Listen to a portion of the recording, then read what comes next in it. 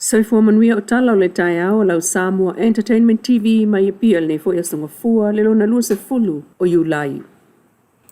Le fionga le pale mia la au le mali topula te vau le watea pula te vau Forsi Schmidt. O lo taita ia le au malanga a taita i o le malo. E whelo i atu i pule o company o lo whai ngāru e ngamangaru lue ia lo le tunu i New Zealand. O le malanga le sa fua le amtanga le tusanga peita i ono o tuangia lea ua whaato atau nu waile malanga i te itai o le malo ma le minister o business ia la manuia maleipa le fionga fata Ryan Schuster. Ma li ipotia le official whelo tuse le malo le tali fia mai foi o le asia singa e le whaulo le polkalame le RSE Recognized Seasonal Employer ile Mr. Apple o Belinda Brands. Ma ia sau no o le o atu al palmi o Samoa watangi ai le alo i o le nei lama polkalame. Ai o alo mawhana ua Samoa o lo aunga iai nei wha moe talun amata mai. O le tanga i fo ile na Gary Jones o le Regulatory Affairs Specialist i le Mr. Apple ma ia ta ua ile la tele lua se fulu tau sanga o le nei wha paanga.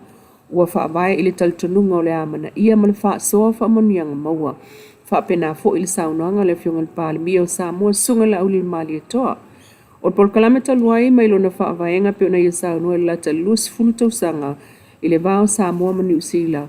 O le nā taimi ato u whaamawina le manu iai o tangata uma o tangata whai ngā ruenga o lato a inga o kampani e ana ngā ruenga whaapena fo i malo e lua New Zealand ma Samoa.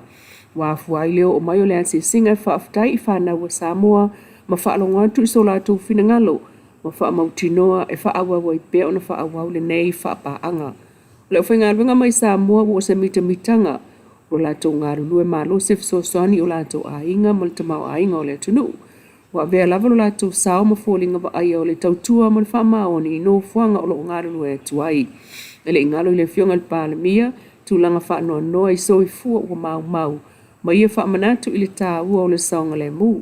Ma ia whaamalo si au i whanau e wa aile lei i lato mulimuli tu la fono wa aia leisi ma tu e fo i atu ma le saonga le mui a inga o lo tāpua i mai.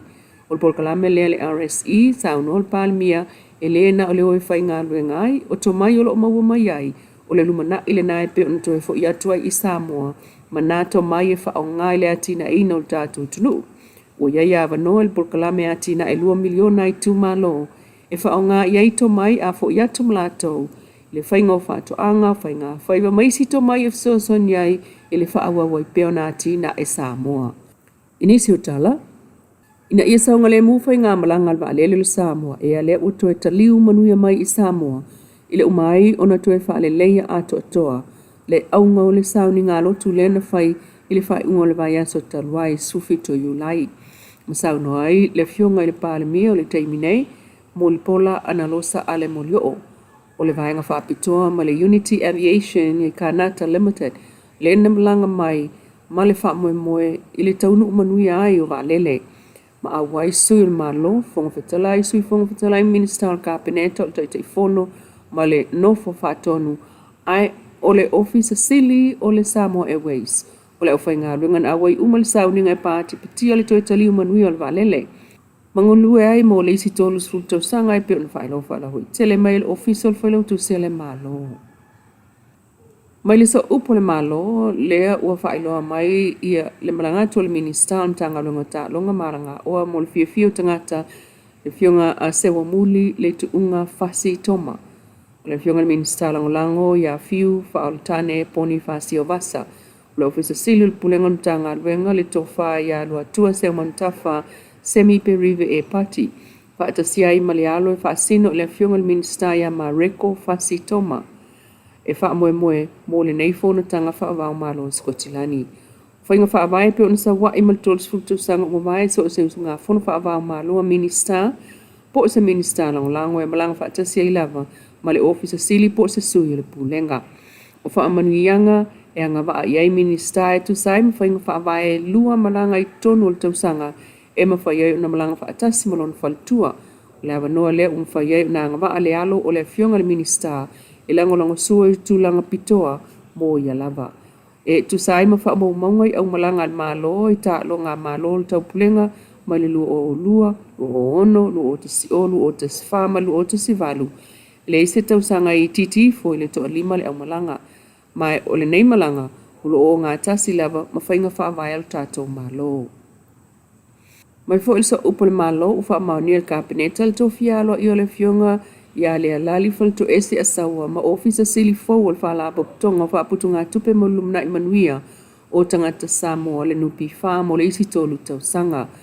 O le lali o se tamali i wa loa lana tautua le vaenga ma otio tupe e le ngata o tono Samoa ai whaapea i tūlangi al Pasifika manisi o whalapo tonga whaavao malo le laulangi la ta i tolu se fulu tau sanga. Ula oia umia whailonga tau waloa e au fia ili matu o whaimol whaafoina o pisinisi ma le University of Pasifika lea e fiti o le tikoli whaalo ia ma le University of Pasifika Samoa nei Whaatasi ai maltikeli wha pisinisi me University of Victoria in Australia. O se tausi tusi alo ia ma al sui fo il whalapo tonga so tusi ma tausi tusi a Samoa. O sui tūlanga le lali i le faltua ia le malu Celestina Meni Reti. Tala na altai au lau Samoa Entertainment TV mai pia tulilo mais wha poponga o tala yo vai whanua. I le fiafia na nei.